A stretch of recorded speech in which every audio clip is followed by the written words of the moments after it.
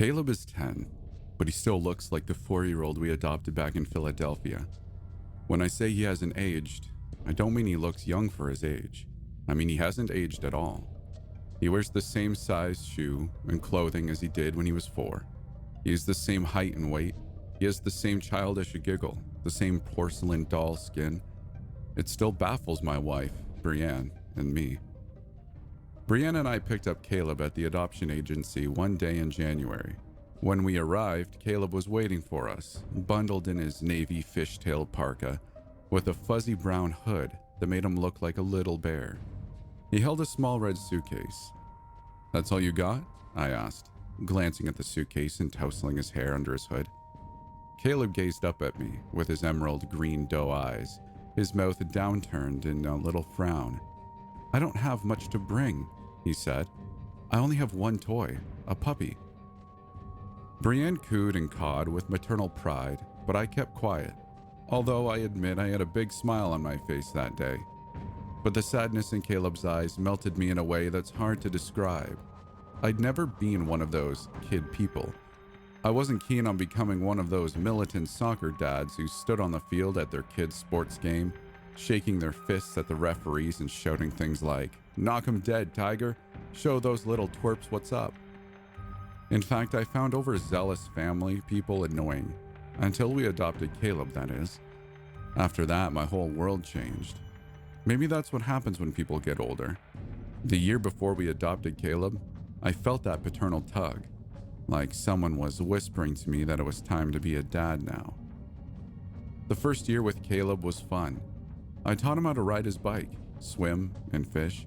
But when Caleb turned 6, things changed. One problem was that physically, Caleb didn't change.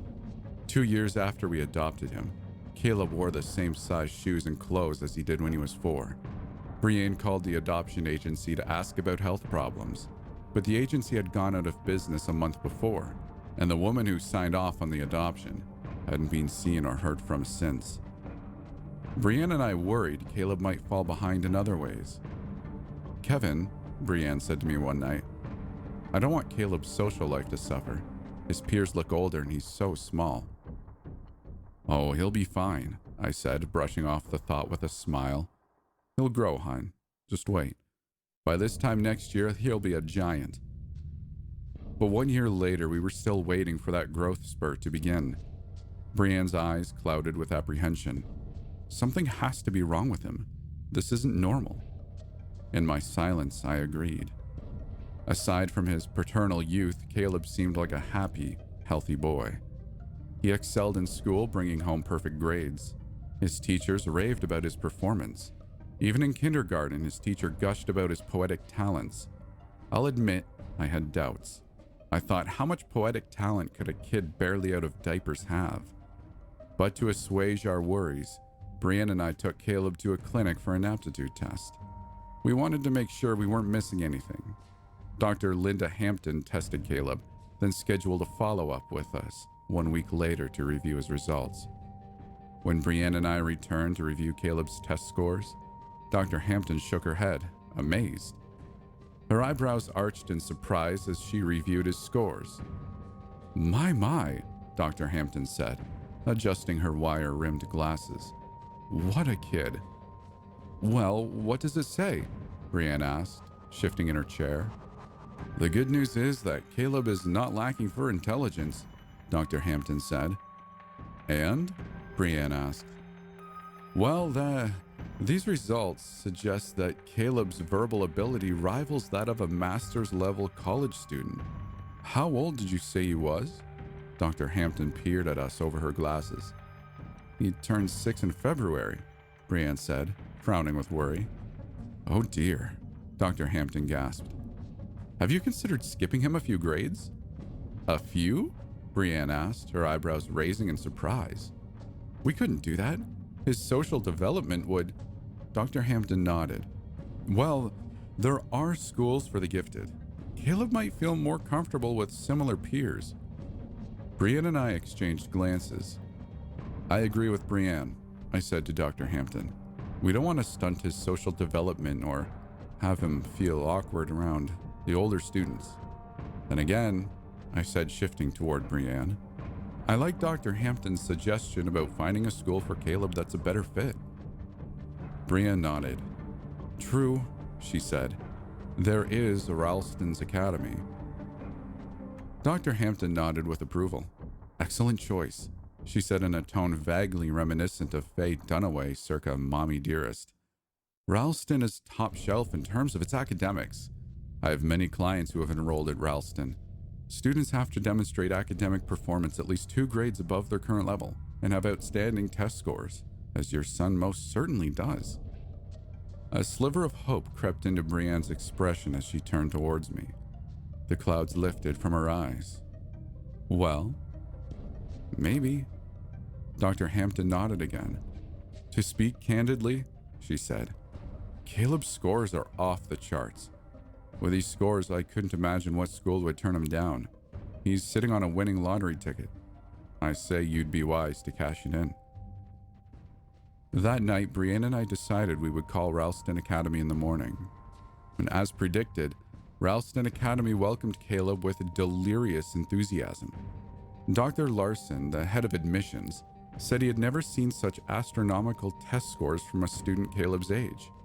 When he met us, his elderly eyes beamed from behind his glasses.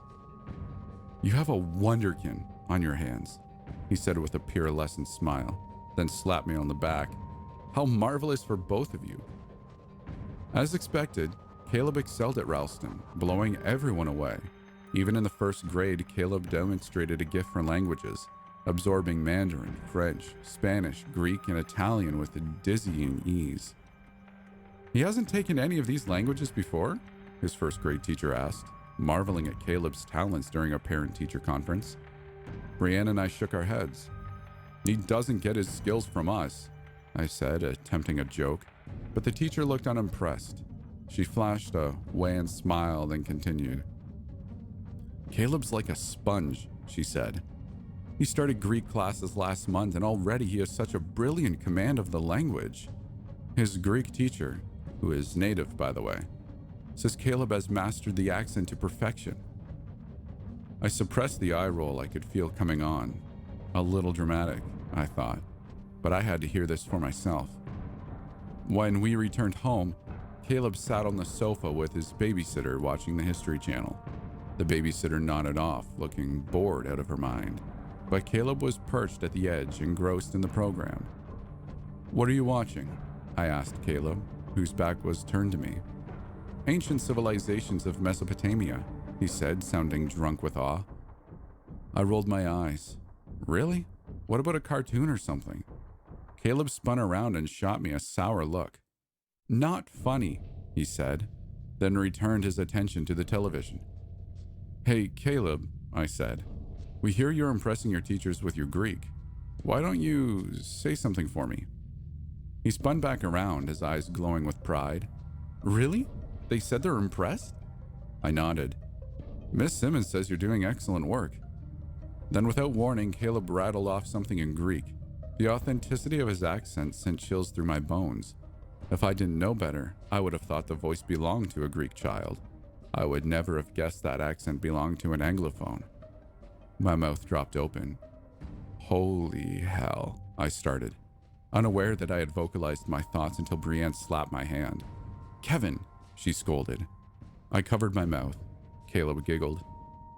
I'm going to record this, Caleb, I said, pulling my cell phone out of my pocket to record him. Okay, now say that again, Caleb. He repeated the phrase. Unbelievable, I said, shaking my head as I saved the recording. But before long, events took a more sinister turn. The fall after Caleb turned 6, things started happening in the neighborhood. At first, we didn't think much of it. One day, we were finishing lunch when the sound of a child wailing drew our attention. We looked out the window and spotted little Todd Keller sitting on the street bawling. We rushed to the boy and moved him to the curb. His ankle was bruised and swollen. What happened? I asked, figuring he had fallen off a bike, but no bike was anywhere in sight. He clutched his ankle, wincing in pain, still crying. After he calmed, he said, Someone pushed me. Who, honey? Brienne asked. I don't know. he said, shrugging in confusion. I was just walking and someone shoved me to the ground, Todd said, drying his eyes. But when I turned around, no one was there. Brienne and I traded worried glances. Here, let's get you home, I said. Brienne and I walked him to his house around the corner, and Todd's mother thanked us. All of us were confused about the incident, but as the days passed, we forgot about it. Around that time, animals started going missing. It started with the next-door neighbor's cat, then escalated. Within 2 weeks, 6 neighbors reported their cats missing. One reported a missing parakeet, which I thought was random. Why would someone want that? I wondered. One afternoon, Brienne and I chatted with the neighbors while we waited for the school bus to drop off Caleb. At first, I thought my cat ran away, Mrs. Jones, our next-door neighbor, said. But when 5 more cats went missing after mine did, I suspected foul play. The other woman nodded in agreement. What do you mean, foul play? Mr. Gross, another neighbor, asked, looking concerned. As in something dangerous? Mrs. Jones shrugged. Could be anything, she said, her voice hinting at something more ominous than she was admitting. Just saying, could be some kind of... Never mind. But Mr. Gross pressed her for details. Go on, he urged. Some kind of what? Black magic or weird occult crap? Mrs. Jones nodded, and the other neighbors traded worried glances, looking more disturbed as each minute passed. Caleb's school bus rounded the corner, and Caleb descended moments later. We waved at the neighbors, then returned inside. What was all that about? Caleb asked as the neighbors dispersed. Just us neighbors talking, Brienne said, but Caleb wasn't satisfied. About what? Well, she said, people are worried about their pets, honey. People's cats are missing. But instead of looking worried as we expected, Caleb broke out into a broad grin, then giggled. Concerned, Brienne shot him a dark look. Caleb, she scolded. It isn't funny. How would you like it if your pet went missing? Neither of us was prepared for his response. He whipped his head around and shot her a withering glare, his eyes narrowing. If I were as dumb enough to let my cat roam the streets unattended, then I'd say I deserved what I got.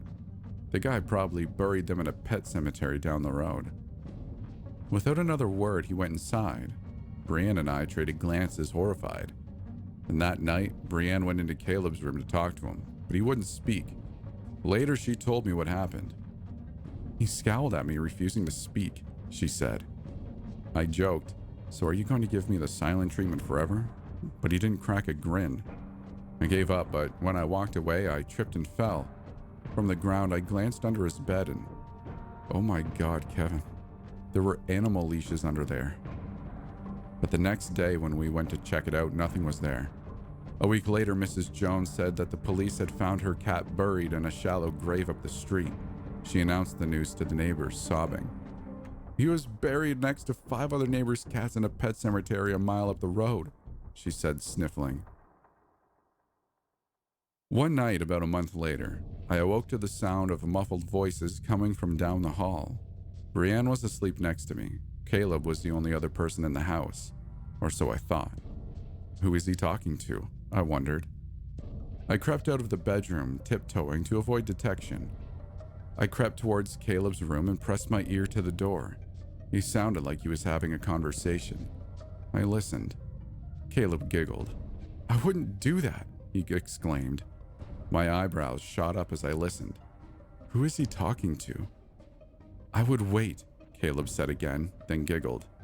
But what came next made the hairs on my arms stand upright.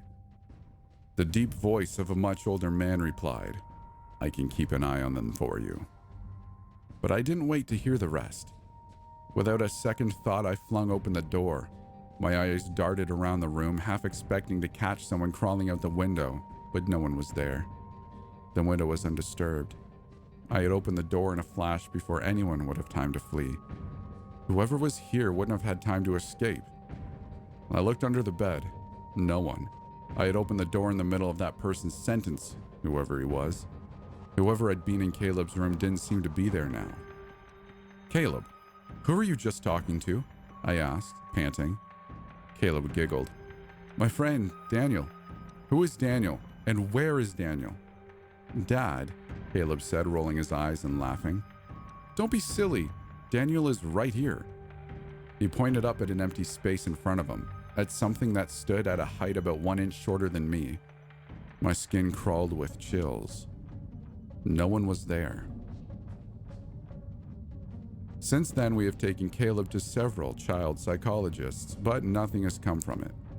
They either try to put him on antidepressants or tell us to spend more time with him. Never mind that we already spent lots of time together as a family.